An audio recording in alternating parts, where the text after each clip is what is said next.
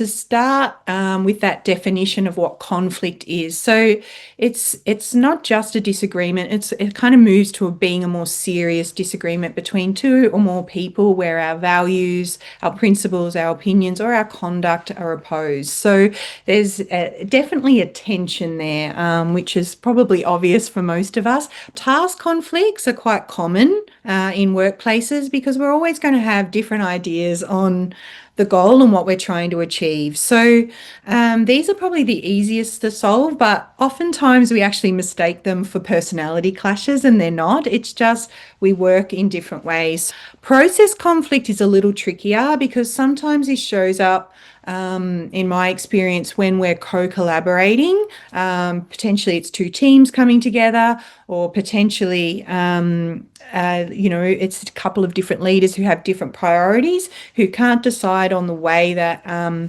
we're going to go about things from a higher perspective. So that can be a little challenging, but sitting down and really working that through and needing those high levels of collaboration at that moment is going to be gold. Status conflict is probably a trickier one in the workplace, particularly if there's not a high level of psychological safety. So somebody who is in a team isn't going to always feel comfortable to challenge a leader, and particularly those who are in senior executive positions. So managing up is often talked about a lot, but it's actually quite challenging.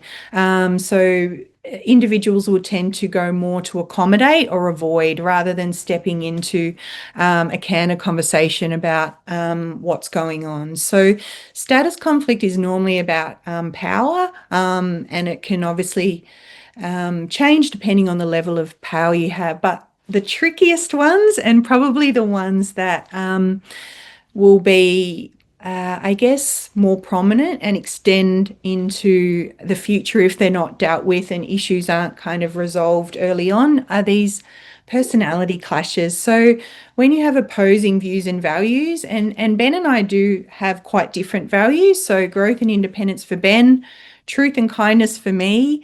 We think differently. We kind of see the world differently. So once we knew that about each other, we were really able to step into relationship conflict in a healthier way. But we did used to grind each other's gears in the early days, and it's amazing that the business has continued on, and 9 years later we're still here.